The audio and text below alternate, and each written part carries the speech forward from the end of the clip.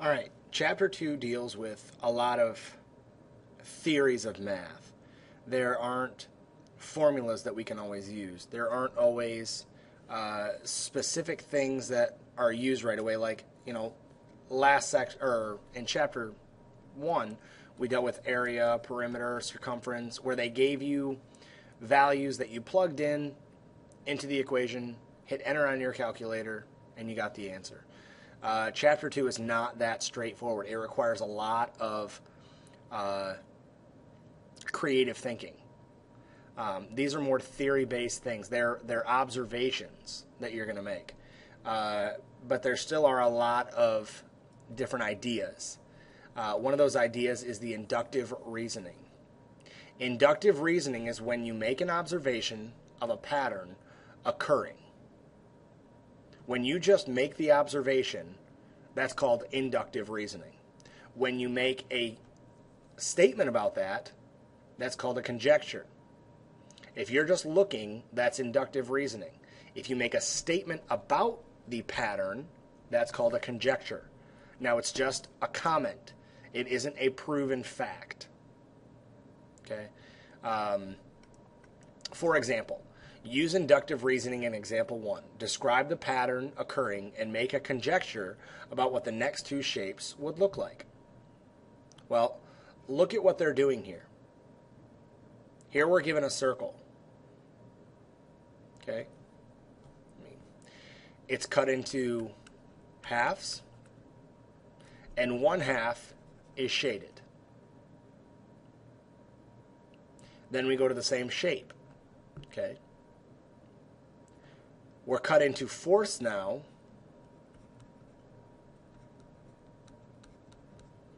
and 1/4 is shaded.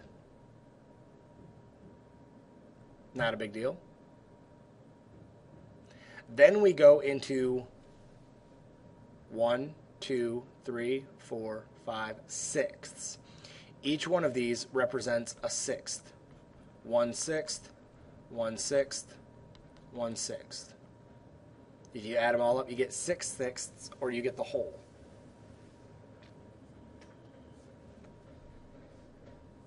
Well, then they broke down the sixth and colored 1/6. What are they doing each time? Well, if you pay attention, from here to here, they took each part and broke it up further. We took 1/2 and broke it up into 2 parts. Same thing here. We took this half and broke it up into 2 parts. Then we took, from here to here, we took these 2 parts and broke them up into 3 parts. This is 1 part. We broke it up into 2. Now we broke it up into 3. Here's 1/2 that we broke up into 2 parts. Then we broke it up into 3 parts. The next thing that you would think, if you follow the same pattern, would be to break it up into 4. So I got to take this top and break it up into 4 parts.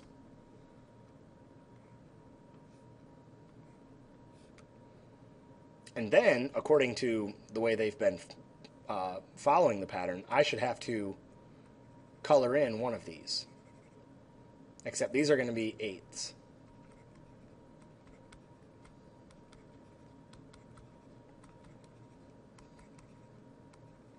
And I want you to draw the next shape. What is the next shape going to look like, including what gets shaded?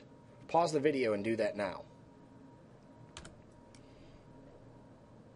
All right, hopefully you had enough time to see that now we're going from 4 parts to 5. Each half we broke up into one more piece. We went from 2 parts, and then we broke each one of those up into 2 more parts. Then we broke each half up into 3 parts. Then we broke each half up into 4 parts. And then the next thing that hopefully you recognized was that we were going to break both halves up into 5 equal parts. And those are called tenths. We might say, how'd you get 10, Mr. Gentry? Because there are 10 total. 1, 2, 3, 4, 5, 6, 7, 8, 9, 10. And so one of those would be 1/10. And if we followed the same pattern of shading, we should shade one part in each. Now, the inductive reasoning here was to identify the pattern. The pattern was, we started by getting a circle split into two parts. Then we split both of those parts up into two more parts. Then we split those parts up into three parts. Then four parts. Then five parts. The pattern was we're splitting the halves and adding a new part. The conjecture was the drawing. You identified a pattern, and then your comment about, oh, this is what's happening. You proved that by drawing the next two shapes. Inductive reasoning is identifying the pattern. A conjecture is the statement that you're making about the observation. And I know that this is kind of tough, but most of us identify patterns right away. You can always identify a pattern in music. You can identify the beat. You can identify a pattern in architecture. Architects don't just randomly draw stuff. They have an idea and a pattern with the way they draw things or the way they build buildings. You can identify that. It's the same way in math. Example 2 wants us to describe the pattern and write the three numbers, or the next three numbers in the pattern. For example, what are we doing to -7 to get -21?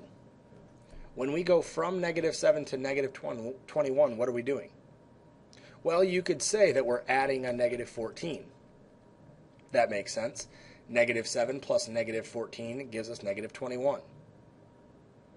The way to check your guess, basically, is to say, all right, does that trend continue?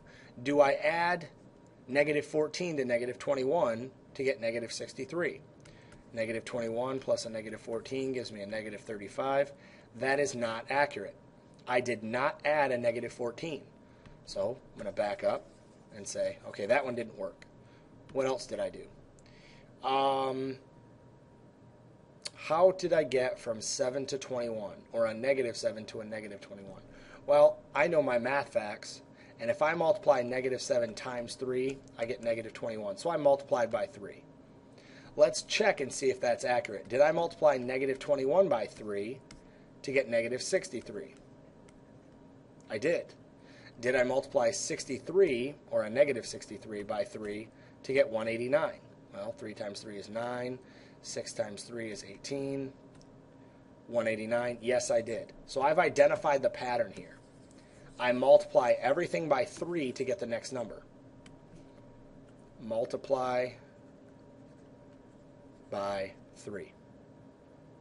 I multiplied -7 by 3 and got -21. I multiplied -21 by 3 to get -63. I multiplied -63 by 3 to get -189. Now I have to figure out the next three numbers. And I'm just going to continue the pattern. 189, of course it's negative, times 3 gives me -567. Then -567 times 3 gives me -1,701. Then I'm going to multiply that by 3. That gives me -5,103. We used inductive reasoning to identify a pattern.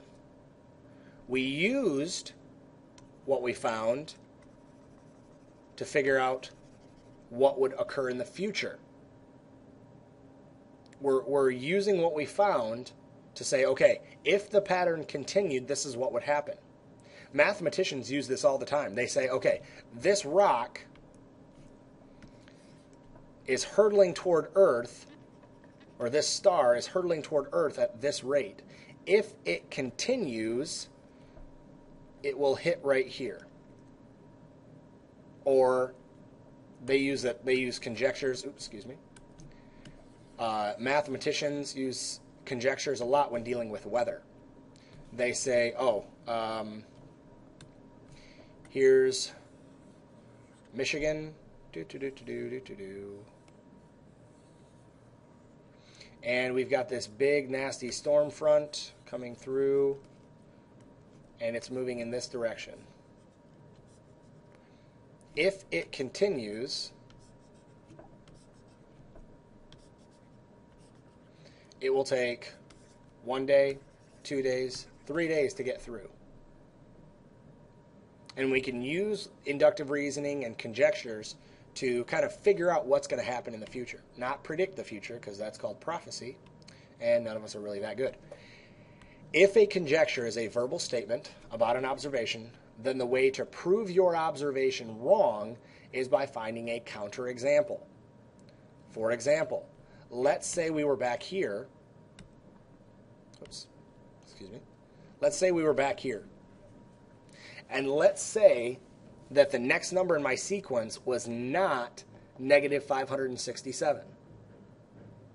Well, I would have proved my observation that we multiplied everything by 3. I would have proved that wrong. Let's say the number was, I don't know, 640. I obviously did not multiply negative 189 by 3 to get 640. That would be a counterexample. I proved it wrong using a counterexample. A counterexample is a specific case where a conjecture is false. Let's say you're making an observation about cooking cakes, okay? And you say the average cooking time is 20 to 30 minutes. But then somebody comes up to you and says, that's wrong because it took me 15 minutes to cook my cake. Or maybe they came up to you and said, wrong, it took me 35 minutes to cook my cake. Those are two counterexamples proving your conjecture false.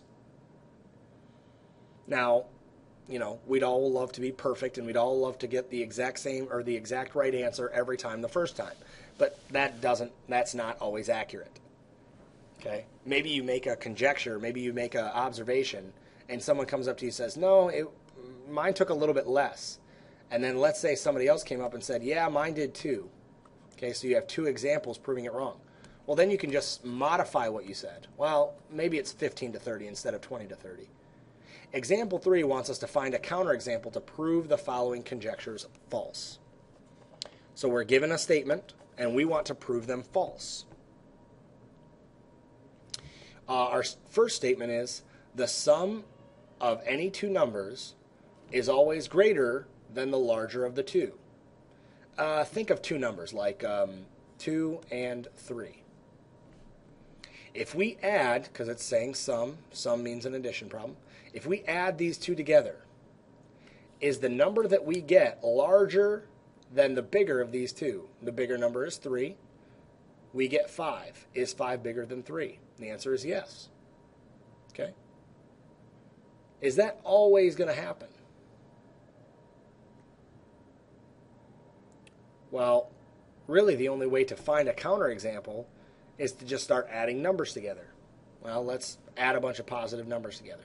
2 plus 3 is 5. What about 3 plus 4? That gives me 7. 7 is bigger than both of those. What about 5 plus 6? Gives me 11. 11 is bigger than both of those. Okay, I can see what they're talking about. They're saying, oh, any two numbers you add together, the number you get will be bigger than the other ones. Now that's true with positive. We just proved it 3 times. Let's try it with a negative and see if it stays true. And sadly, the only way to really find a counterexample is to just guess and check.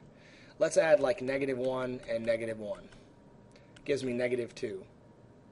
Is negative 2 bigger than negative 1? The answer is no, it is not. Negative 2 is actually smaller than negative 1. Let's do another one.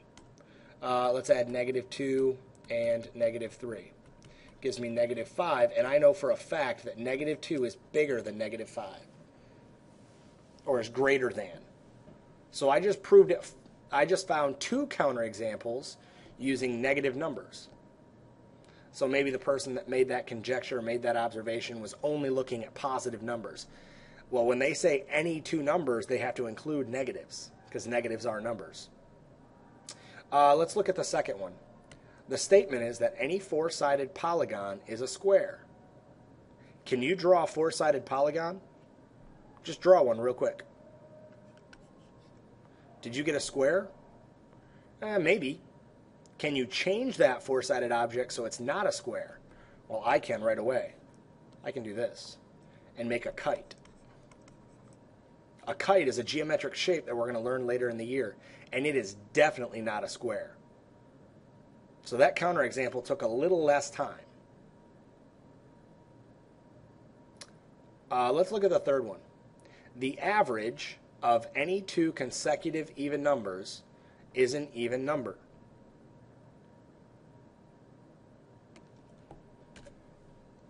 Well, let's try that out one time. Let's pick two consecutive even numbers. 1 is odd, 2 is even, 3 is odd, 4 is even. Let's add these two together and let's find the average of them. 2 plus 4 is 6, divided by 2 gives me 3. Well, 3 is not an even number. So there's one counterexample.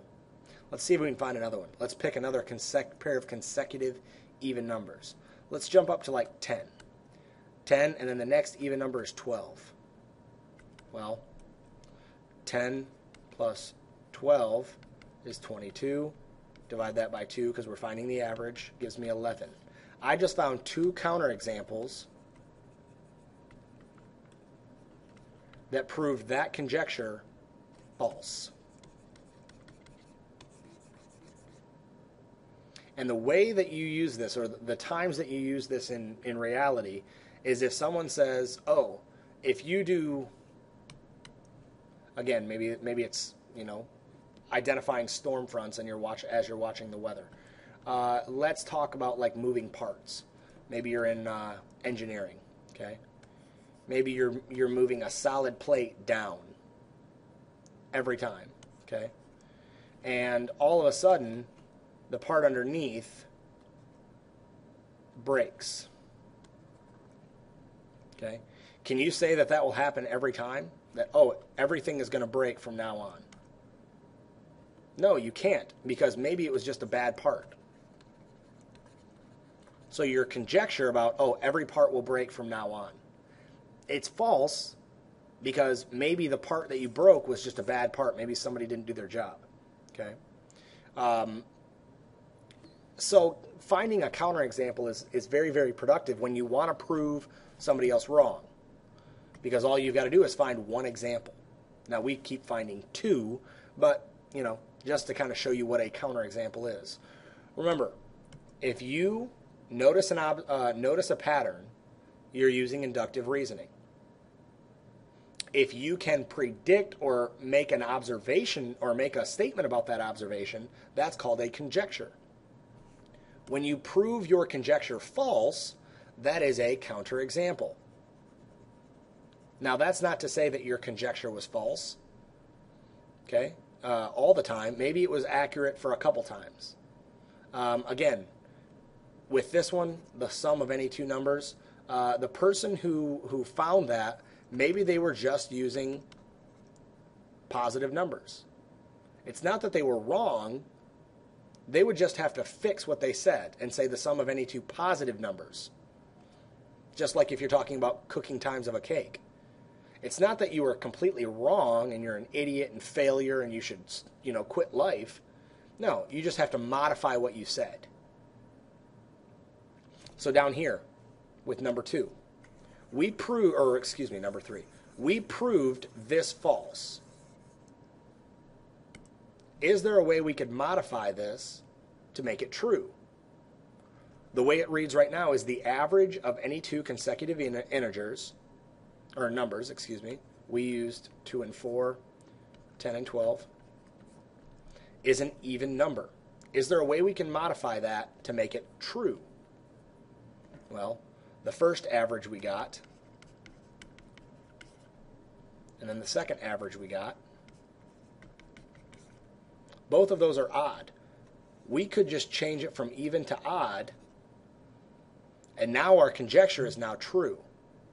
It went from being false, we modified it a little bit, to being true. And it's not always about proving everybody wrong, to show how smart you are. No, we want to always improve. We want to get better at what we're doing. Okay, if you try and fly an airplane for the first time, you're going to fail epically. But that's not to say you should quit trying to fly. It's just you have to make a modification. You have to change something. Let's look at your homework tonight so that you can practice inductive reasoning, conjectures, and counterexamples.